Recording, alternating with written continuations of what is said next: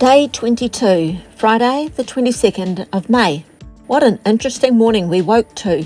Our vehicle was covered in snow. I get out of bed in the morning and I come outside, and there on the camper it's like layers of ice hanging on us. Whoa.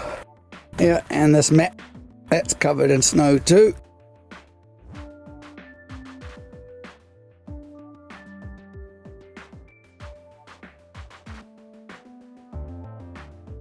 Larry got to and started the car and put the heater on to melt the snow from the windscreen. By the time we were ready to leave, it was softened enough to remove most of it.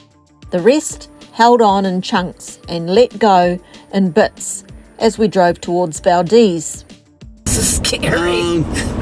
So glad Sharon's driving, because she is so much more careful than me when we look at what we're driving on today. I drove slowly as it was raining a little, and we were so high up in the mountains, the road in front was hard to see because of thick white fog. And that fog we were driving through was actually the clouds, and once we were driving downhill, the fog soon disappeared. Thanks to a local paper, we knew where to look out for places of interest. The road has markers every 2 miles, so you know which mile to stop at as advertised. The canyon we drove through was spectacular.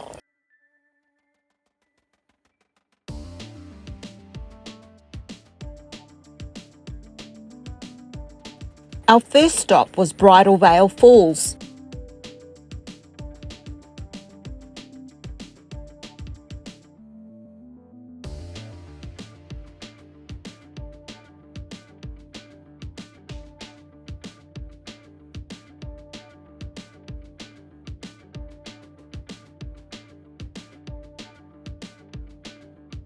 Then a little further on, Horsetail Falls.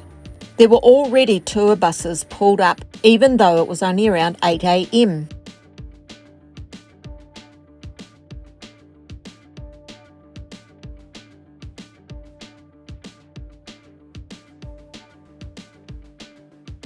On arrival in Valdez, we made our way to the marina and walked along the boardwalk.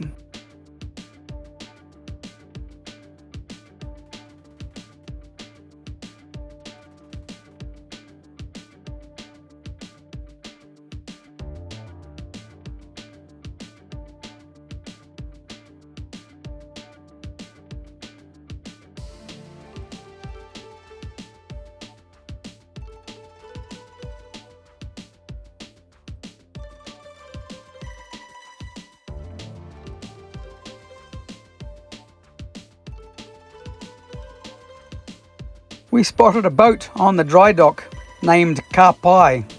I'm guessing that the owner was a Kiwi. Either that or the owner had been to New Zealand and liked that term. Valdez has domesticated rabbits that roam freely about town. We saw a couple that looked like someone had supplied them with breakfast.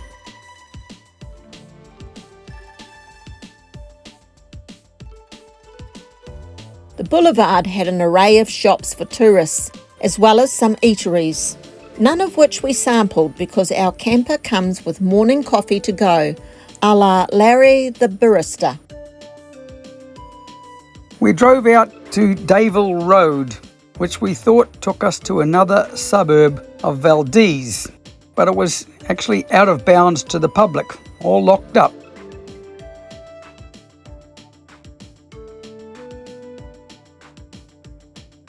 Not too much of a problem though, as we got a really nice view of Valdez from the opposite side of the harbour. We wondered why there were so many seagulls circling and squawking, and then we saw they were by a salmon hatchery. Free food for them perhaps? I could see that plenty of people had taken advantage of the good views from this lookout spot and had even camped a night or two, as there were several fire pits set up.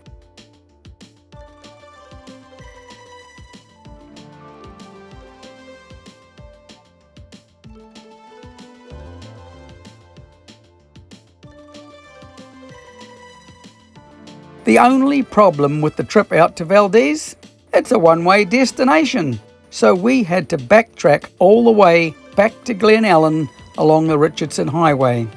It was still worth it as we were seeing familiar spots from a different angle and seeing them in beautiful sunshine this time.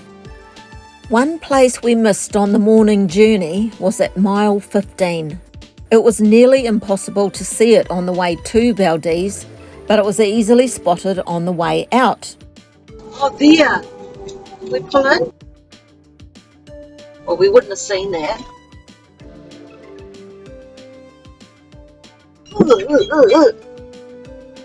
Here was an old railway tunnel that was hand-cut in 1907. A feud and gunfight between two rival mining companies stopped construction and it was never completed.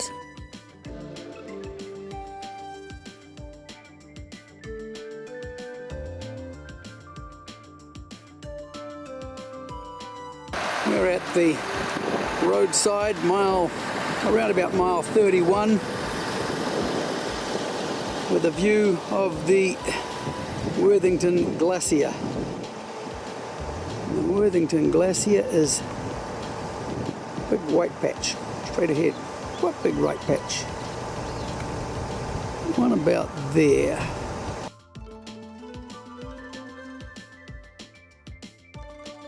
So we made it all the way back to Glennallen, where we made the visitors centre with 3 minutes before it closed, hoping to get info as to whether there was water and dump stations available. Nope, no potable water available, as there was no way they could give it away, as all the water here is brought in by tankers. Hopefully, we can get potable water in Anchorage tomorrow. So, back on the road, looking for the next available rest area or pull-off where we can catch up on some much-needed sleep. We found that just a few miles up the road. What a difference the day makes. This is where we're camped tonight, as against last night. We've moved out of the ice fields and into the sun.